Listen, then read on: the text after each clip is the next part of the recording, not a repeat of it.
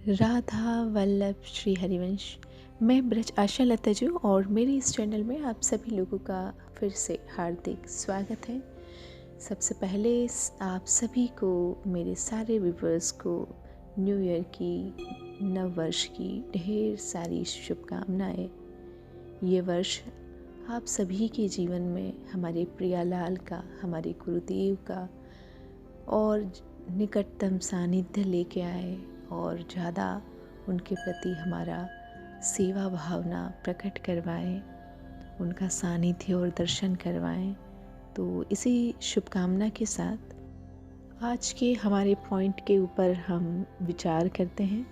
तो आज की स्पीच तारीख 31/12/2023 यानी कि कल। टाइटल है, जिस फांसी को तुम काट नहीं सकते उसका परिचय जानो और उससे मुक्त होने का उपाय।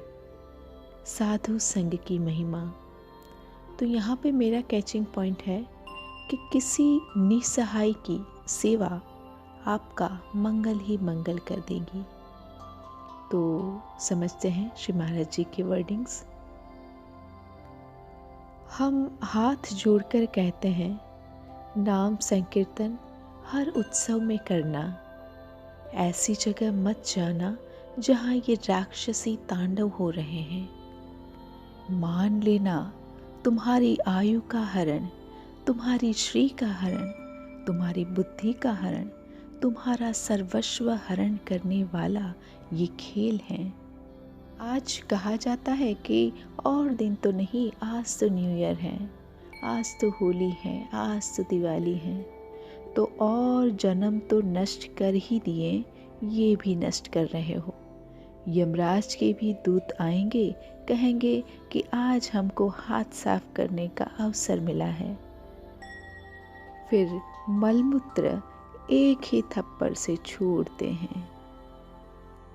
जीवन को अगर सार्थक करना है तो पहली बात आचरण शुद्धि। आपका ये गंदा खान पान नहीं होना चाहिए। जितना बने राधा राधा राधा और प्रभु से प्रार्थना करो कि प्रभु हमसे कोई अपराध ना बने। अगर जीवन में किसी एक दुखी की सेवा कर दोगे तो आप खुद देखोगे आपके जीवन की धारा बदल जाएगी।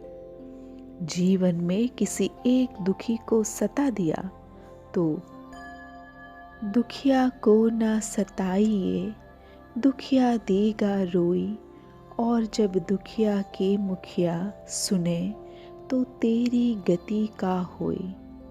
पक्का समझ लेना। कपड़े खराब हो जाएंगे, इसको क्यों छू, फुटपाथ पे पड़ा है, आदमी है, अपने कर्मों का। कितने बुद्धिमान हैं लोग, कहते कि यदि मैं उसका सहयोग कर दूंगा तो उसके कर्म भोग में बाधा पड़ जाएगी। कृपा मनाओ। अब जब तुम्हारे ऊपर कर्म भोग आएगा तब तुमको भी ना हरि का ना कोई व्यक्ति सहयोग देने वाला मिलेगा, क्योंकि तुम्हारे कर्म भोग में घाटा पड़ जाएगा। पूरा भोगो, पूरा।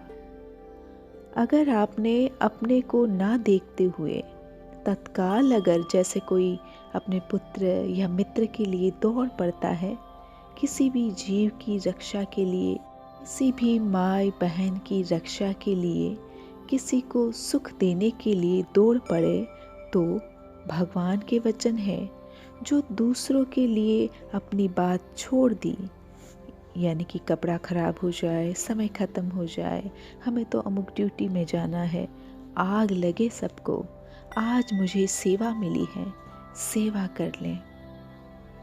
तो भगवान कह रहे हैं, अब तुम्हारे लिए भगवान घटेंगे। महामहिम वो स्वयं तुम्हारी सेवा में, विपत्ति में सामने आ जाएंगे, तुम्हारी रक्षा करेंगे। आगे श्री महाराज जी कहते हैं कि पराई स्त्री के गले लगना शुरू कर दिया, घोर पापाचरण। या पराई स्त्री पराई पुरुष के साथ घोर पापाचरण।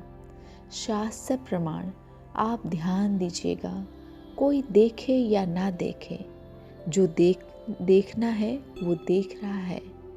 यही बैठा है तुम्हारी छाती में और देख रहा है। पति बंचक पर पति रति करई, रो रव नरक कल्पशत परई। ऐसे ही पुरुष के लिए हैं, अगर दूसरी माताएं बहनों की तरफ या माताएं बहनें दूसरे पुरुषों की तरफ घोर नरक यंत्रणा के लिए व्यवस्था कर ली है आपने। पता चलेगा परिणाम में। राजी हो तो जिंदगी भर के लिए धर्म पूर्वक स्वीकार करो और आजीवन सहनशीलता बनाकर दोनों भगवत आराधना करते हुए गृहस्थ धर्म में जाओ।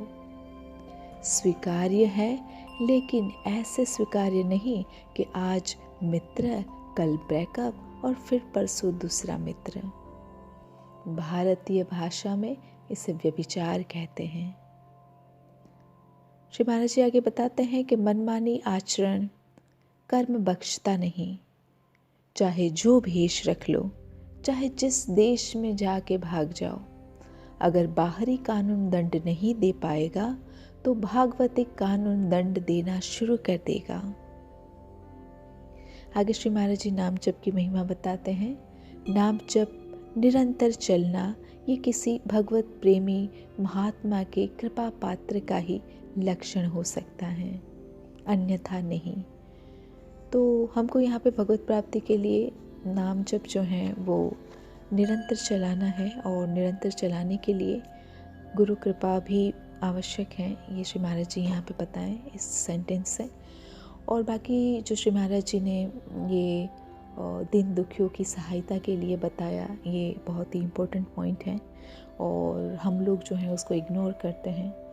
खास करके देखा है कि पता नहीं जो हमारे डिवोटीज़, जो मेरे पास्ट जो गुरु भाई बहन लोग, और तो उन लोगों की मेंटलिटी इस प्रकार की मैंने देखी है।